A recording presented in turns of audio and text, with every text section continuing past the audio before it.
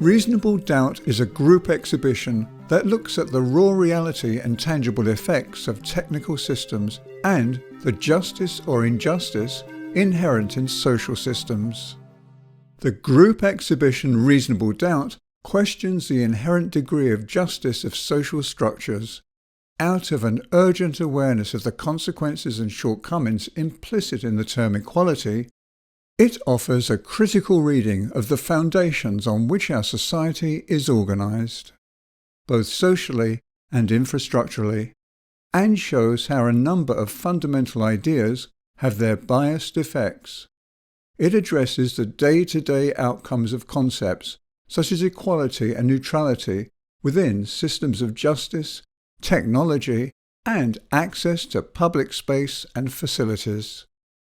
The exhibition focuses on a number of excesses that play an active role in all parts of society: political scandals, educational assessment mechanisms, and technical systems, whose inbuilt prejudices lead to horrific consequences. It looks at the contrast between the truth that algorithms purport to facilitate and the often problematic outcomes of their predictions. The foreground of progress veils the inherently biased rationale at these activities' core, while intrinsic advantages and disadvantages determine the eventual consequences. It is essential to know for whom and by whom technical systems are developed. If they eventually produce what they were designed for, the effects of their bias will have programmed negative effects on those who were not taken into consideration during the design process. In Reasonable Doubt, links are drawn or redrawn between these motives and elaborations. Technology, in the broadest sense, is literally a means that is observed and examined as a way of scrutinizing design social structures and facilitating technologies.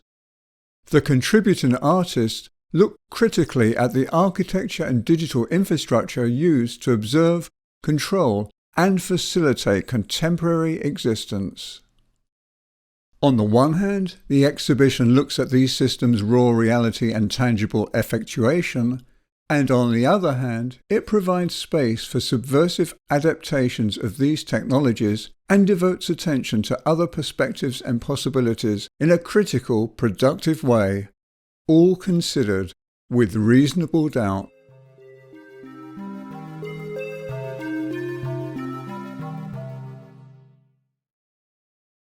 Welcome to Every Difference is Created. We'll go in conversation with Navine G. Khan-Dossos, a visual artist based between London and Athens. Thank you for being with us, Navine. Thank you. Yeah. And first of all, so the works we're showing in the exhibition is part of the Shoot the Women First series, and I just wanted to start with asking you to introduce the entire project before we dive into the works that we're showing now. Yeah, absolutely. So in Reasonable Doubt, which by the way is an excellent name for the exhibition, it's a term that I really, really like very much and thought about it.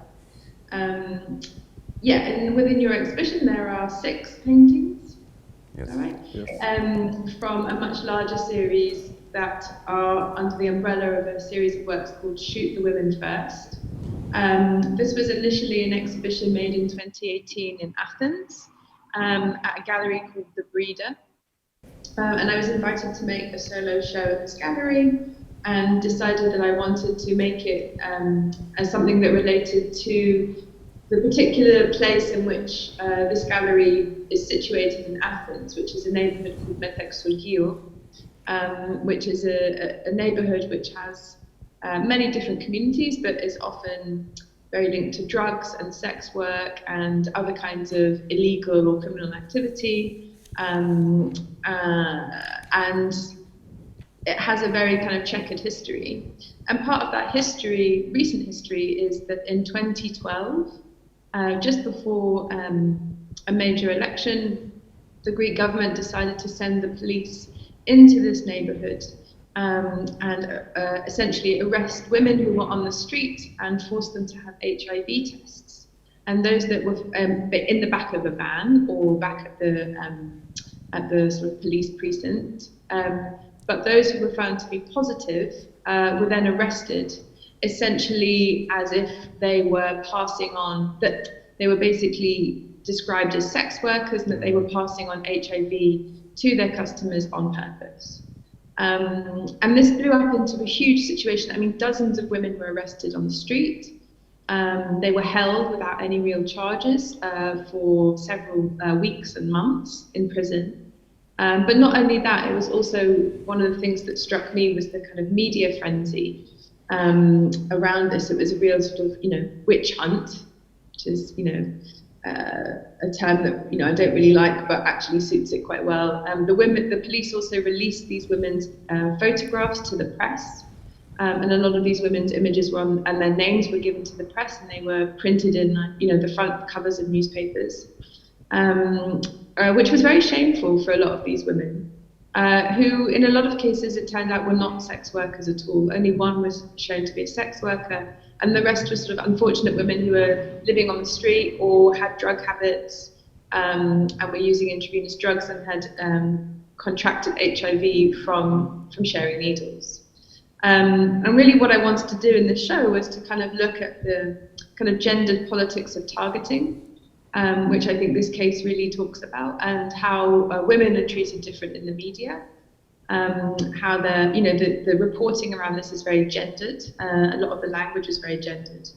But also, looking at areas of whether this in a way is can be described as a form of terrorism, a kind of bioterrorism, and looking at these different kind of ideas of what it means for women to be seen as terrorists in society, or trying to bring about, to spread disease, or to, shake the foundations of, the kind of happy home life and domestic life. So it was really a reflection of a recent history in that particular area. And the works are all shooting targets. So in the example of the exhibition, the original exhibition, or in the way that I try and show the work, they're often lined up as if they are targets to be shot at by the audience. And we can talk a little bit about maybe what kind of targets they are later on. Yeah, okay. Yeah, sorry. Because we're actually sitting right in front of them, and they indeed look like targets. But they have different colors and constellations, and I think the colors specifically also stem from, the part of the color stem from the situation of, I think, sex work as well. And other parts are relating to targets specifically, right? Yeah, I mean, there's a symbol in there which is an upside down pink triangle, which is in some of them, but also in another part of the work which is made of cardboard, which is linked very closely to. It's a symbol that's always really represented kind of the AIDS crisis, and sort of has been part of the ongoing kind of representation and visibility of the AIDS and especially the kind of homosexual world as well.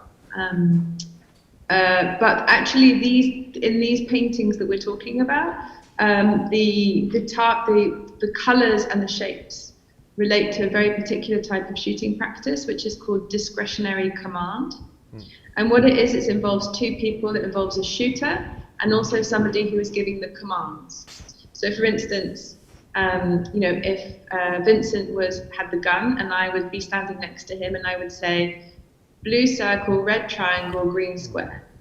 And he would have to shoot in that order. So you'd have to process the color and the shape in order to the information, in order to hit the target in the correct place and in the correct order. So it's quite a specific type of practice. But for me, what's also interesting about it is that it complicates the act of shooting, because it's not just down to the shooter, there's also somebody who's giving instructions. And where does the responsibility lie? Does it lie with the person holding the gun or the person telling them where to shoot? So that's specifically why I chose a specific type of target for this work. And in some of the images, you also introduced brain, like some brain-like or heart-like elements. Is that part of the original shooting, or is that something that you introduced? No, they're all based on real existing shooting targets. Wow. I haven't really changed the design of them at all. But when you see the whole series, actually, they move from being very abstracted, notional idea of a body. So, like, you would have like one shape where the head was, perhaps one shape where the heart was, but you could barely discern a body really. From all the ones that I found, they basically created an order in which we went from the most abstract to the most kind of visceral representation of a body, where you can see the internal organs. So the intention is really to show like how abstracted do we need to be from our subject in order to be able to aggress it. Like, is it harder to shoot when you see like a brain? Is it harder to shoot if you see internal organs? Is it harder to shoot when you don't know what it is, when it's just a green triangle? So it's really a kind of spectrum going from, like I say, the abstraction of the body through to its kind of most figurative. Heavy too, because in this example that I'm looking at, the red circle, of course, and the heart are, I can imagine, so they're quite close to each other. You see the distinctions if you look at it as a painting, but I can imagine if somebody's giving you orders for a red circle, you can easily just shoot somebody straight in the heart. That's insane. And the work is, it's predominantly about, this particular kind of recent historical case. But it also, in 2018, it was also touching on, and I made most of the work in 2017, so it was touching on a lot of things that were happening at that time. So it wasn't just the kind of locality of that, it was also looking at the kind of, bigger ideas of like the targeting of women, or a lot of kind of, kind of questions around Me Too stuff that were happening, but also thinking about, the use of guns in the States and who they're being used by and on whom. And, the work really can relate to many subjects. I think it's really actually a very open work, even though it came from a very locally specific subject. I think it can tackle many subjects. Yeah, true. Because what I like about it, although the term "like" is maybe not really appropriate here, but how you indeed address this, how you address this kind of this systemic issues that are in a way like very abstract forms, both in the paintings and in society, as well as then making it more and more individual. How individuals actually suffer from these like bigger systems. And that's something that's very much present within the exhibition, of course.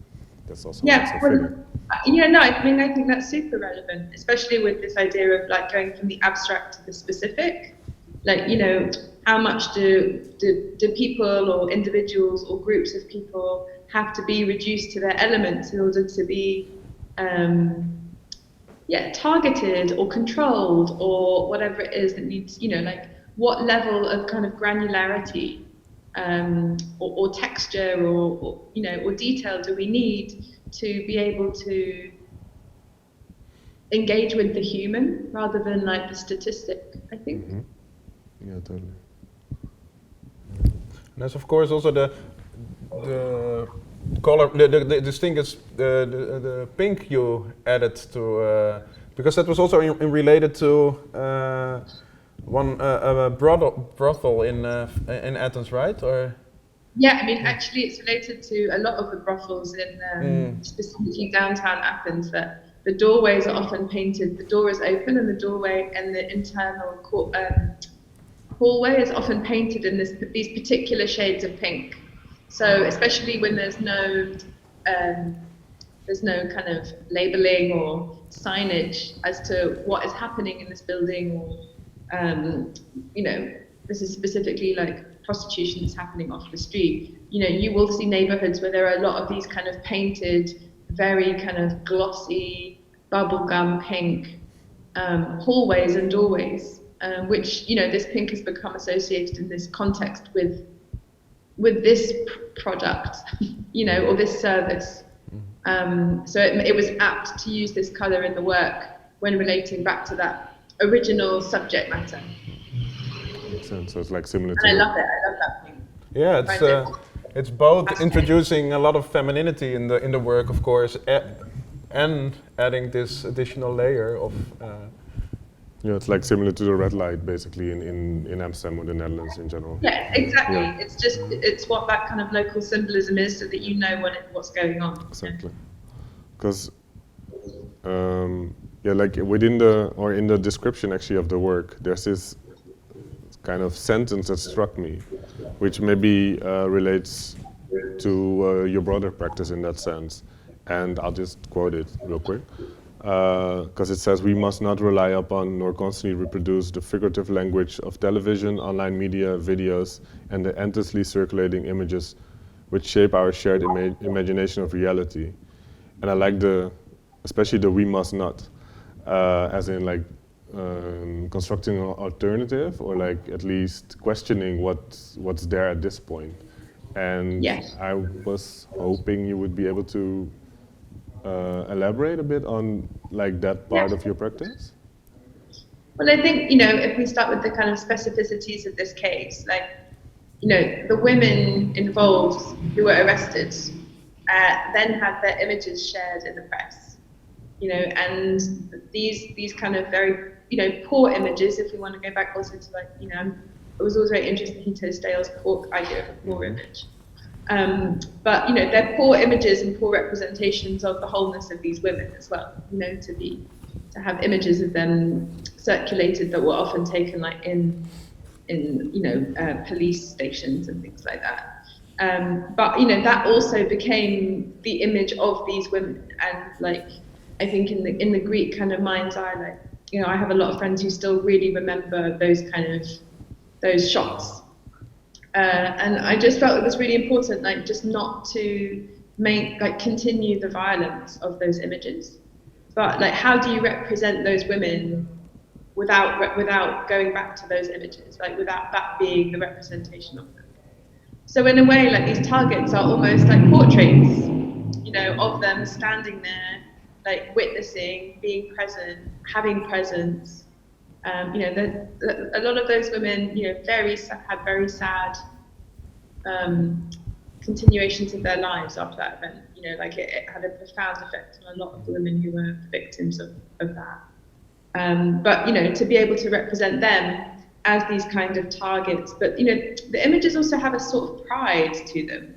Like they're kind of, I find them quite kind of confronting. So they are almost like, portraits in that sense. They are literally portraits with a head and shoulders, but without having to go back to the kind of vulnerability of detail, again, of granularity of who you are. And I think that we can, and there are ways to represent very human, very subjective, very specific experiences, stories, instances that shape us and shape society without having to just represent images of those people that just get repeated and repeated and repeated. And we all know these images, like we all know in the Greek context, people will know what this is referring to. Like I've made many works that refer to people who like, you're, oh yeah, that person. You know that image from seeing it on the internet, whatever it is. But I think that shouldn't stop us making work about that subject. I think it's just that we can move past that easy use of that image, poor image, and I think we owe it to the subject to generate a new image of it that's perhaps more meditative and less throwaway. And in this case, it is a traditional headshot that were from the women that were yeah. So this yeah, like a mugshot representation. Yeah. But I also like already the term shooting, of course, indicates something. But that's like a problem of photography in general. I think the way it represents someone or how people are basically framed in a literal sense, and how these images are disseminated, of course. I suppose also the names of like if they're mentioned in a newspaper, you would always find them back if you would Google them, for example. Like yeah, you can. I mean, I at the time I definitely did do some kind backwards Googling. But you know, the internet is an interesting thing. There's a lot of stuff that's already really disappearing. You know, like it's not this kind of permanent record that we thought it was. Yeah, and pages and things, like, you know, they disappear. And True. Yeah. it's kind of interesting. And the other thing worth mentioning is that these paintings are made on icon boards. So they're made on like very solid pieces of wood that are painted in a very traditional way to make Christian icons. So it's also, they're made with, you know, like a water-based paint that's sunk into the surface. They're very permanent images in that sense.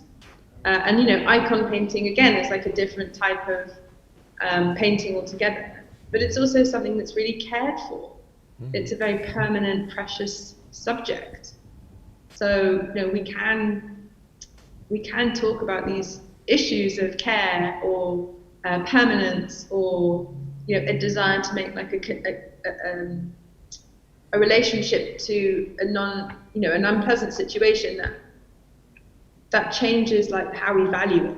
You know, we can care about something that happened in the past and want to make a permanent place for it as a testimony to it, you know? Because that makes sense, but it doesn't matter. Yeah, no, for sure. Like, it's like this kind of means of representation, or way of representing someone in a different way, but also giving them a certain type of pride, let's say, and also longevity. Yeah. Through this medium. Because I was wondering, like, of course, in your work you reference a lot of, let's say, the digital space, but then you choose or like most of the time you choose to paint. And it's, I think also in your Athens biennial work, you made it was like a wall piece, basically, and then you cut it up after and then gave them away. Yeah. What was the thought behind like giving them away? Or maybe in general, maybe an introduction on the work would suit. Yeah. I mean, it's really nice to disseminate a work. I mean, it was 100 square meters of painting. So, I mean, it comes from a lot of places. One is the act of dissemination and just giving something away is always a really wonderful experience, because, you know, people are going to go and live with that paintings in their lives, and, you know, in small sections or whatever. And also seeing how it breaks down, and whether it still has a sense of like fluency, or if it still makes sense at a different scale. But also genuinely like to recycle the work, like to make sure that it wasn't just going to go in the dump, because it was a huge amount of material that was made, that was brought together. You know, expensive, very like material with a real longevity as well. And I think we also have to be responsible for the works that we make. And I haven't made that many works that on like a plasterboard like that, like where it's a false wall. Normally I paint on a wall and it's then just painted over and it's kind of cemented into the wall. You know, it just disappears. But this was like a stage set.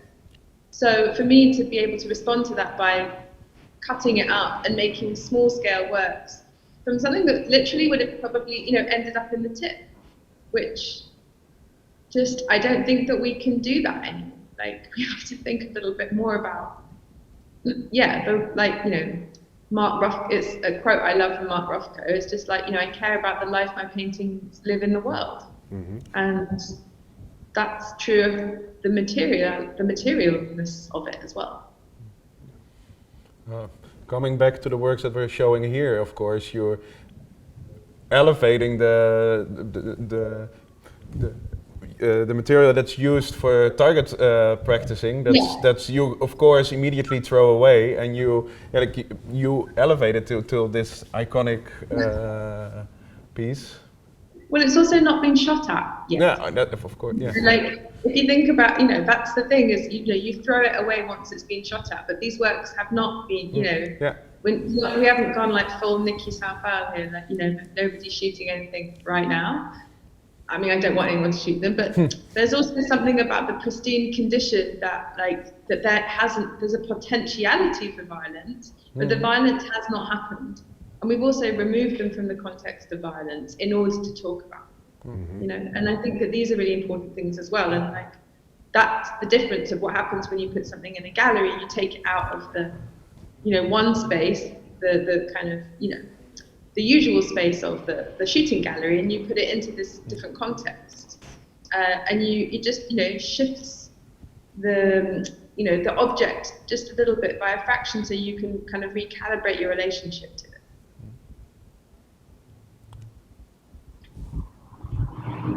Thanks. Yeah, and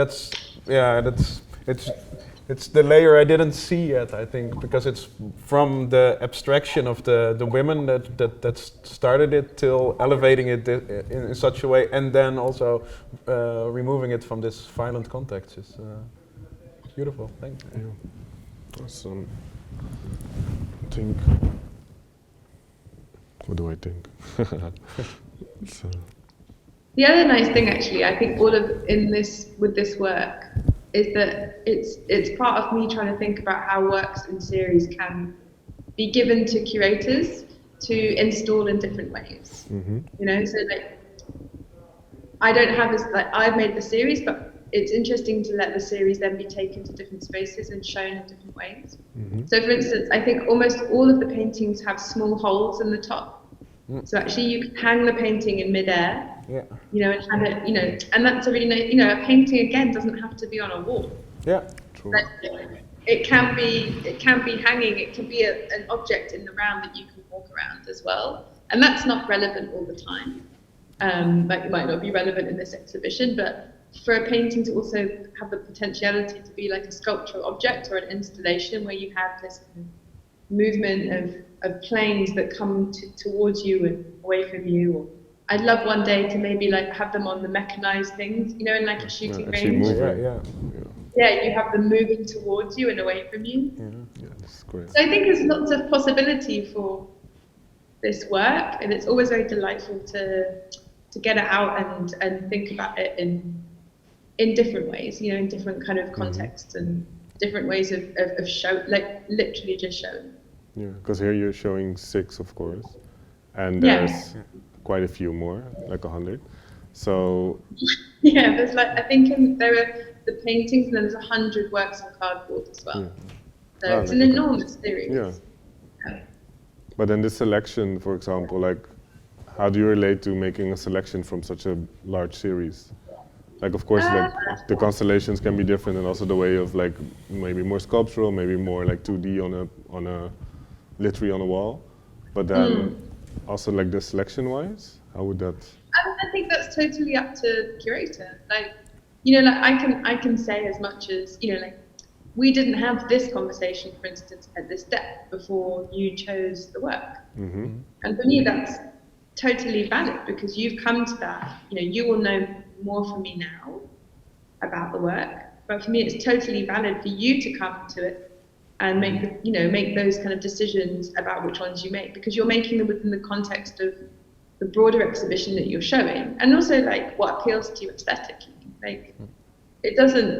I don't feel that need to control the work, and I'm super open to just letting people make those choices and those kind of constellations without me having to, always be present and part of the conversation or to sign it off. It's really nice to just be which ones did they choose? It's nice to be able to not know everything beforehand and have that sense of control over it. Yeah. And actually, maybe it's touching on the aesthetic again, because I used the word before, and then I was maybe not sure about using that word. But then talking about the aesthetics, because I kind of like them in an aesthetic way, in a visual way. But then at the same time, the subject matter is quite, let's call it dark, although I don't like the term so much. But there's a certain political aspect to it, and then it becomes a beautiful object as well. And how do you see that? You mean, how do you relate beauty to darkness? Yeah. Romantic notions. Yeah. Well, I've always seen beauty as a kind of trap. I always think of this kind of aesthetic quality, or people always say that, oh, your work's very beautiful, which I think by that they mean kind of ornate in some way, or the colors, or the people can relate to them and find them attractive. Exactly. But for me, that's a way of luring you in to the subject matter. Yeah. You know, like, again, in the same thing with the kind of the poor image, like, in order to draw somebody into the subject, sometimes you need to just get them first by, like, you know, you almost have to kind of seduce them into the surface a little bit. Yeah. It's like the And sugar. and then you can kind of reveal the subject matter perhaps, but, you know, it sounds like a Venus flytrap or something. Yeah, like the sugar on a bitter pill, right? Something like that. Yeah, I just think we can use beauty and, like, and, you know, or notions of beauty or aesthetics in a way to bring people into difficult areas and difficult subjects. Yeah. It's nice. It's exactly how we set it up in the exhibition space as well. Like, we had the conversation of also finding a way of mounting one in front of it to create this depth. We ended up not having the three next to each other instead, because how you can also see our space, like, it's an eye catcher in the exhibition space as well, because we have a glass facade which you can look into the space, and it was lit through the entire night as well. So it's the people passing it by, it lures you in as well. Yeah. But on the other. Yeah, and in fact, I can see the reflection of I can see the painting. That's nice. Cool. Yeah. Because I can see them in the reflection of the glass when I talk to you. So I do feel, because you're looking at them, and I'm looking at you looking at them, but I can also see them beyond you, which is quite nice. Oh wow! So I feel like we're all looking at them together. That's. Yeah, because they're quite, in that sense, they're quite central, and then indeed like lure people into the space, but also eye-catching in a sense when people pass, like they see them. And of course, there's familiar forms, the partially human. And in that case, the beauty does drag you into the conversation as well, because I had lots of visitors that, when I started the conversation, they for one said that they're really aesthetically pleasing, but asking me more of the story about it, and like. Oh. No, that's so I totally. I've shown the Venus flytrap example, like working its magic in the exhibition space during the opening already. So yeah, for sure. So yeah, and if you think again about, like, if you think about the color of the pink, you know, that pink in the hallway of the brothel is a color which is supposed to allure people. You know, like, you know, you go into this, like, pink corridor, it's like. Come in. Like, it's seductive. So, like, you know, that language already exists in the world. So by taking that pink, you're playing with that notion of seduction. You know, and I think that's, you know, like, it's a seductive shooting target. Like, what the fuck is that? Like, it's a real, like, mind game. But I think that's, you know, I'm interested in those dynamics as well. Yeah.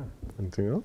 No, I was. I'm very happy in the way you, showed the multiple layers in the project that many visitors probably didn't unwrap. So I think I don't have any further questions. So I'm very happy with this conversation. Thank you. Yeah. Yeah. So, do you have anything to add, or? No, I'm good. It's nice to talk. I haven't talked about this work for a while, actually, so it's really nice to talk about. There is, the one thing I would say is there was a really beautiful essay written by Lisa Downing, Professor Lisa Downing, which I don't know if you saw it. It was on my website. It's a PDF of it on the page, but it's called the gender politics of targeting. But it's a really fantastic essay. She's a wonderful writer, and I mean, she's somebody who I've thought through a lot of my ideas around female terrorism, for want of a better. That is a very broad idea. But she's been a huge influence on this work, and her text responds directly to these paintings. Yeah, because that might have been a reference we haven't mentioned explicitly, I think.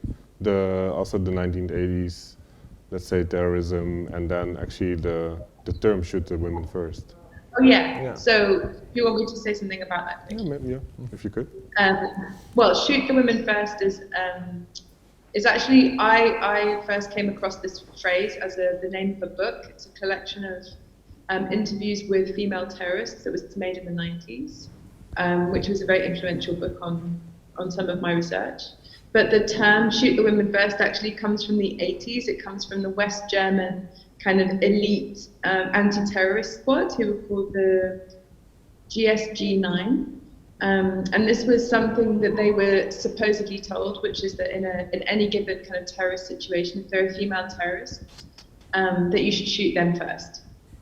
And the reason for that is that if you're presented with female terrorists, women often have to kind of outgun the men to like prove themselves in a very kind of masculine situation.